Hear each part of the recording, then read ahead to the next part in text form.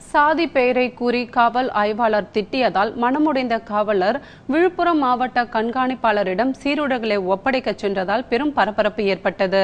திருநாவலூர் காவல் நிலையத்தில் காவலராக ரமேஷ் என்பவர் பணிபுரிந்து வருகிறார். இவரை காவல் நிலையத்தின் ஆய்வாளர் ரமேஷ் பாபு என்பவர் தன் மீது குற்றங்கள் சுமத்தி டார்ச்சர் செய்து வருவதாக அவர் குற்றம் சாட்டினார். மேலும் சாதி பெயரை கூறி தகாத வார்த்தைகளில் ஆய்வாளர் ரமேஷ் பாபு திட்டுவதால் மன உளைச்சல் ஏற்பட்டதாக அவர் தெரிவித்துள்ளார்.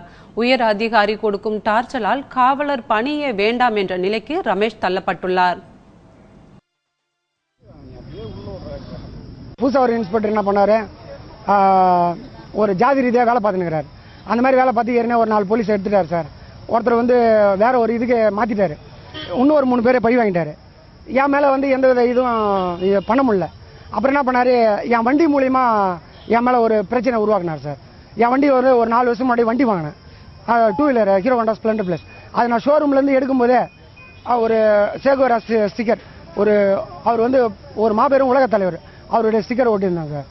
அந்த ஸ்டிக்கரு பட் நான் ஏற்கனவே சினிஃபில்ல டைரக்டராக இருந்தேன், டைரக்டர்னு போட்டிருப்பேன். அந்த டைரக்டர் இதையும் எடுக்கணும் அப்படின்னு சொல்லியிருந்தாங்க. நான் என்ன பண்ணிட்டேன், சரி உயர் அதிகாரி சொல்கிறாங்கன்ட்டு நான் எடுத்துட்டேன் சார்.